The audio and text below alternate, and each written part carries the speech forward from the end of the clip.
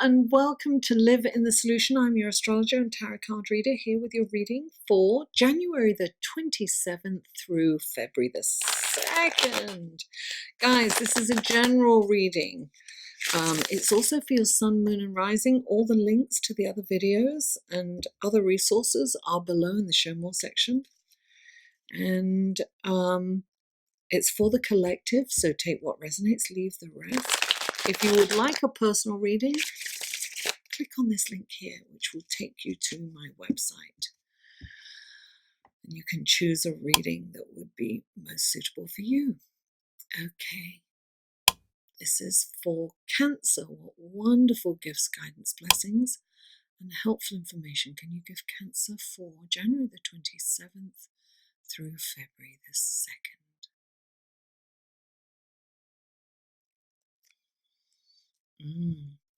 Three cards for Cancer, please. Three cards for Cancer. Oh, there's three cards right there. Three cards. Wow, that happened in the last reading too. Okay, what have we got here? We've got your card in here. Ah, okay, now we're going to go to your clarifying cards. These are your clarifying cards. This is for Cancer. What wonderful gifts, guidance, blessings, and helpful information can you give Cancer through these clarifying cards for January the 27th through February the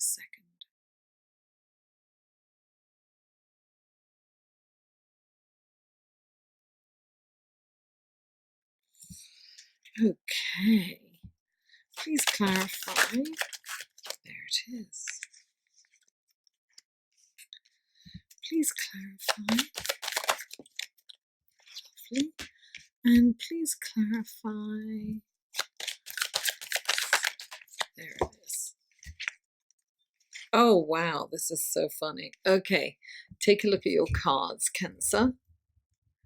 Okay, the first card out for you is the Seven of Swords, clarified by the Three of Pentacles. Then you have the Chariot, clarified by the Star card. Then you have the High Priest, clarified by the Hierophant, which is one and the same, just different names in different decks. Okay, Cancer. So, the first card out for you is the Seven of Swords. So this means that, you know, there's some deception going on. And if stay tuned for the astrology report right after this, directly after this, because that kind of addresses what's going on with Neptune. Mars square Neptune can be this, but it's also, you've got to be very careful, because I'm telling you this, and that can feed your paranoia. So I don't want you to be paranoid and think that everybody's out to get you. But there is someone on your team who doesn't have your best interest at heart. And it may not be a big thing, but it could be somebody gossiping or just kind of stabbing you in the back somehow, you know. Not kind of omitting the truth, not telling you something, or just lying to you. But okay, I say that, but you're going to find out who this person is. It's not something that you've got to look for. It will be presented to you. You will find out this person. Look, he always gets caught, he or she. It's not gender. It's non-gender specific here. I might say he or she, but I mean, you know, they. So they will get caught, and it will be brought to your attention. But also what I would say is that if somebody tries to tell you something that seems too good to be true, it probably is too good to be true. So don't be easily cajoled or easily influenced into, you know, perhaps a salesperson well, this reminds me of my car dealer. Totally lied to me about what the car had. I was thinking about that the other day. He said there was a heated steering wheel, the heated seats. Of course, I just get the car and I'm like, by the time the car's ready, I'm just want to get out of there. I don't check anything. Next time I will. Anyway, so it can be something like that. Somebody can kind of fool you into buying something or spending more than you want. It can be something like that. Just be aware of that. And I definitely wouldn't make any purchases this week. I would kind of resist the urge to purchase anything or being talked into perhaps an investment. Don't do that. Now, clarifying it is the Three of Pentacles. So I feel this has got to do with a team. Because this is all about being a team player. So there might be somebody on your team that's not, it could be your family even too, somebody in your family that's not quite, perhaps exaggerating, telling you something's better than what it is. It's just double check everything. That's what I would say. But definitely, it's interesting. I'm getting that other people are going to tell you about this person and you might not want to hear it. So listen to others. Somebody's going to tell you about someone who's either talking behind your back or doing something nefarious. And so listen to them. Look at the truth of it. Don't deny it. It could be somebody close to you that's doing this, and it could even be a lover that's cheating on you, kind of thing. But you will find out about it, and you may not want to hear it, but listen to it. It's important. The next card out is the Chariot, and the Chariot is about being, it's like you've been on a really difficult journey. It's been really arduous, but this journey ends triumphantly. So there's hope here. The thing is I always think of the Chariot, it's about opposing. It's so funny because you've got the new moon here, right? First quarter moon. So this is about new beginnings, right? We've just, the new moon was just on Friday. So you're still in that new moon phase, and this is about kind of balancing all kinds of energies. It's like you've got to balance the light with the dark. And it's about being really focused. Don't take your eye off the ball. If the charioteer took their eyes off the ball, off the horses and the the balance between the two energies, one lack of focus and the whole thing can go up. And really, it's really important for us to kind of discipline ourselves to focus this week, because Neptune is really playing, she's coming out in all her glory, or he. It's going to be difficult to focus. So it's really about focus. And this journey that you've been on, it's not been easy, but there is hope. You have the Star card, and the Star card is the card of hope. So whatever you've been going through, I think is going to come to an end. And I think good things are coming. And the Star card is like spreading light. I feel you're going to see a path forward, and you're going to see an optimistic future. I feel that you're going to finally say, oh my God, I think things are turning around. This card is saying things are turning around for you. And here you've got the High Priest. This is like you've got the keys to the kingdom. You've got things are going to turn around. Look,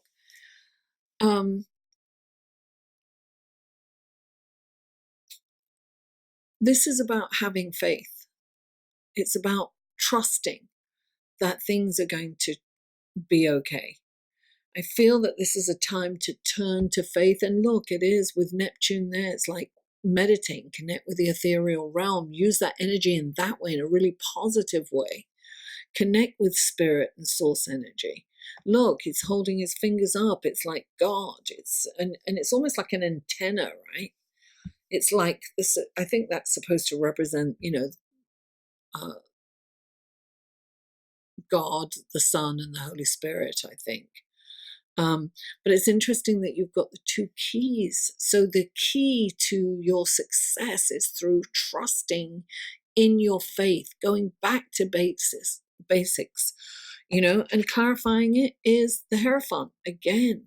He's, the two keys again, right? And this is the same symbolism, the hand up to God, and then the same, it almost looks like an antenna.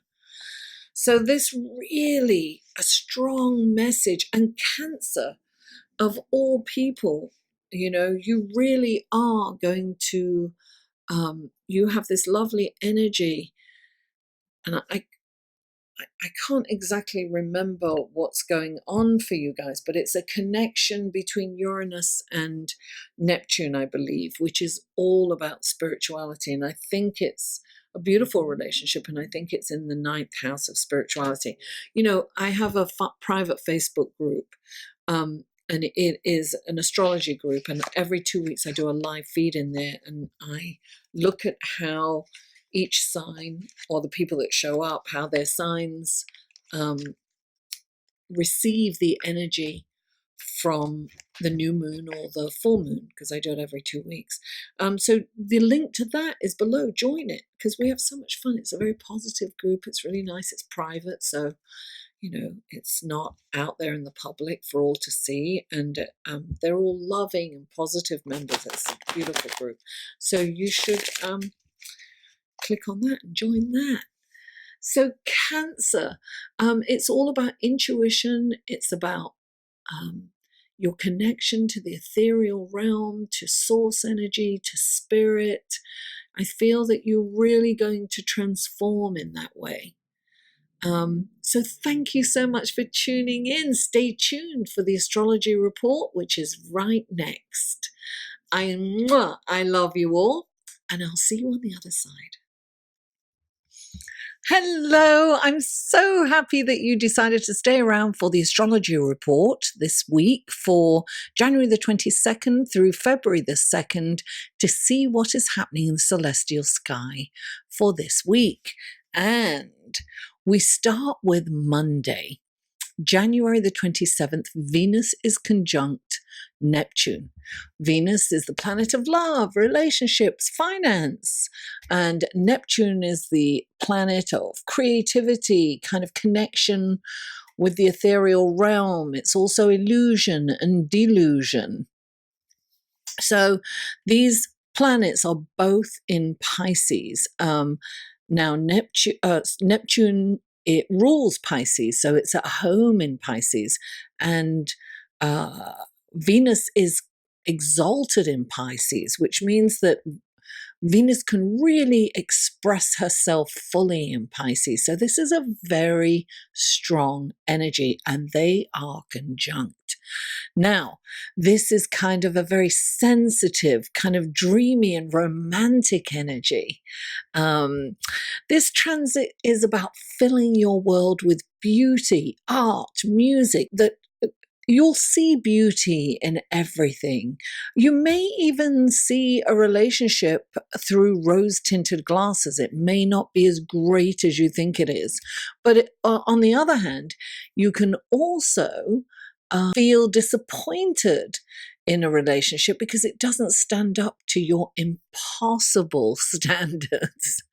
Because this is a very idealistic energy. Now, meanwhile, it's incredible for creativity and fantasy writing. So if you're a writer, it's brilliant for that. Any kind of creative endeavor, the visual arts, it's a wonderful way to channel this energy. Now, you can also be tempted to purchase a big ticket item, because there's no kind of foresight. You just see something and you want it, and you may not even consider the balance in your bank account. It's like, oh, get the credit cards out. Yeah. So resist that urge. Run it by someone before you make those purchases, or, make that commitment. You may also find it a little difficult to focus at work because Neptune is very kind of dreamy and can take you on these long kind of daydreams, and you can get lost in thought. So a good thing to do at this time is to meditate, because this is a really beautiful way of connecting with the ethereal realm. And I mean, I've been feeling it today. Um, and I haven't been able to focus till it's really late on these readings, because I just wanted to think and contemplate and do other things, frankly. On Tuesday, January the 28th, Mars is square to Neptune, which is the very next day at 5:34 a.m. Eastern Standard Time. So it's kind of early in the morning. This, we're already feeling it. We've been feeling it for a few days. Neptune is a very slow-moving planet, so it will be feeling this for a while. So you may be feeling wiped out and tired. This aspect takes the wind out of your sails, it really kind of affects your self-esteem also. It can kind of make you paranoid or suspicious of people or their intentions, and take you on a journey of illusion, thinking that everyone is out to get you. It can be that.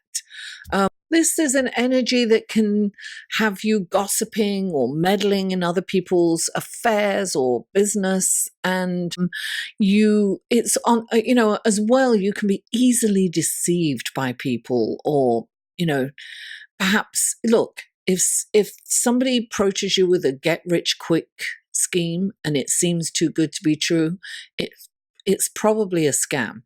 So be aware of how enticing those things are, and up front, resist the urge to make any kind of major decisions on purchases or investments during this time. This is a really good time to retreat and to meditate, to go within. Use this energy to connect with source. Neptune is a really good way of doing that. So when you go within, Mars is, outward energy. So if you can go within, you can use that energy to connect with the ethereal realm. And, stay out of people's business and work through your own issues instead. This is a good time to work through what's going on with you and to address anything that's holding you back. Now, on Friday, January the 31st, the moon is void of course from 10 a.m. Eastern Standard Time till 7:28 p.m. when it enters Taurus.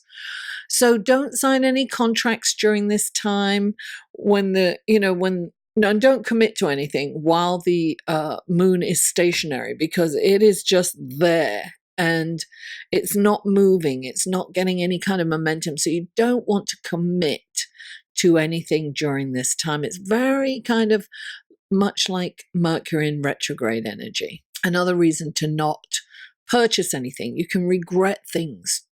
Regret purchases or commitments. Anything that you've signed, you may regret it, so don't do that on Friday. Now, on Sunday, February the 2nd, it's Groundhog Day, by the way. Seems really early to be Groundhog Day. Anyway, it is. And Venus is sextile Pluto at 2:07 a.m. Pluto's a very slow-moving planet. It's an outward planet. It's a modern planet. So we are going to feel this energy. And look, it's a beautiful energy because sextile is harmonious, right? So during this time, shallow connections are not tolerated during this transit. Only deep, meaningful connections are fostered, and it's all we have time for. We don't have time for inauthentic or, shallow people. It's really, we want deep and meaningful connections. Now, if you are already committed to somebody, your relationship could evolve to a new plateau, a more meaningful, perhaps even spiritual connection with your loved one. And if you are single, you could fall madly in love for someone and even become obsessed with them. There's a very kind of intense sexual energy in the air, and it is possible to even explore the taboo during this time. Now, as a result of that, clandestine affairs are feasible and are possible. So, yes, watch out for that. Thank you so much for staying till the end of this video, and I really appreciate you. Please don't forget to like, share, comment, and subscribe if you haven't already. And guys, another way to support me is through Patreon. You can click on this link here and go to my Patreon page, and I post things there that I don't post anywhere else. And I want to thank my patrons. They really help me each month. That really helps. And you can support me for as little as $1 a month, which is $12 a year. It's not a lot for you, but it's huge for me. That all mounts up, and I really appreciate your support. And if not, darling, I don't want to push you. That's great. You can check out my Patreon page anyway. And I just want to let you know that I really appreciate you. Thank you for tuning in. Mwah! I love you all, and I'll see you next week.